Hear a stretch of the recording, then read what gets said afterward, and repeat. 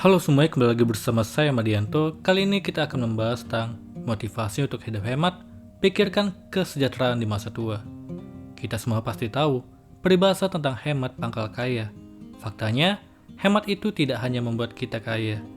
Menjalani hidup dengan hemat akan membawa manfaat seperti lebih hidup dengan hidup yang tertata, jaminan masa tua, hingga adanya rasa aman dalam hidup dari segi finansial. Tidak bisa dipungkiri, meskipun kita sendiri sudah tahu manfaat dari hidup hemat, ada banyak sekali tantangan dan godaan untuk menghabiskan uang. Lalu bagaimana caranya supaya kita bisa hidup hemat? Padahal itu, cobalah perhatikan motivasi berikut ini supaya kamu bisa hidup dengan hemat secara konsisten. Yang pertama, demi jaminan kesejahteraan masa tua.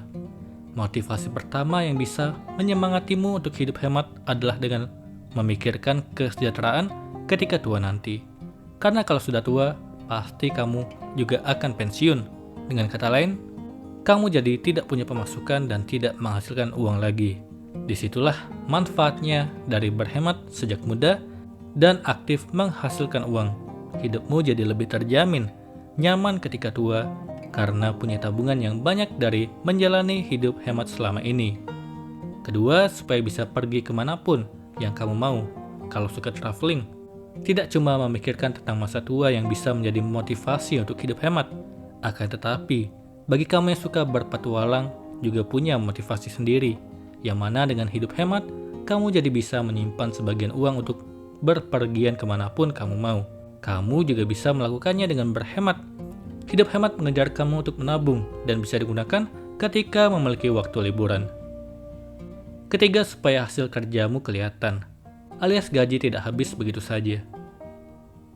Motivasi lainnya untuk menjalani hidup hemat adalah supaya hasil kerjamu terlihat.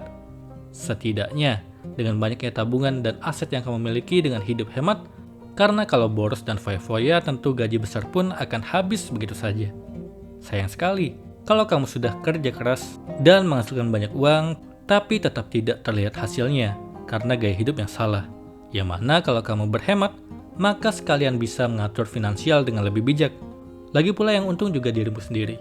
Keempat, baik dalam parenting, mengajarkan anak untuk menganut gaya hidup sederhana. Menjalani hidup dengan hemat tidak hanya baik untuk finansial dan jaminan masa tuamu saja. Akan tetapi juga baik dalam parenting. Baiknya seperti apa? Baiknya itu, kamu dan pasangan jadi membiasakan anak untuk menganut gaya hidup hemat, di mana hal ini juga memiliki banyak manfaat positif untuk membentuk karakter anak. Dia jadi mengerti bahwa hidup itu tidak boleh boros, jadi rajin menabung dan menggunakan barang-barangnya dengan baik. Intinya, anak jadi tidak manja dan bergantung pada kekayaan orang tua. Kelima, bisa survive kalau suatu hari terkena musibah. Kita tidak bisa terpaku dan hanya memikirkan tentang saat ini saja. Masa depan dan hal apa yang mungkin bisa terjadi dalam hidup kita juga harus dipikirkan baik-baik. Salah satunya adalah kalau suatu saat kamu mengalami kesulitan dan terkena musibah, kamu bisa survive karena terbiasa hidup hemat. Jadikan hal ini sebagai motivasi untuk tetap hidup hemat dan tidak menghamburkan uang, supaya kamu tidak terbiasa mengikuti gengsi dan sesulit apapun hidupmu nanti, tetap masih bisa teratasi karena kamu sudah punya simpanan dari kebiasaan hematmu. Setidaknya, hidupmu terjamin sampai bisa bangkit lagi. Kalau rasanya susah sekali untuk berhemat, maka cobalah tanamkan motivasi tadi supaya kamu bisa berkomitmen untuk hemat. Karena semua ini demi kebaikanmu sendiri. Semoga ini bermanfaat. Sekian dan terima kasih.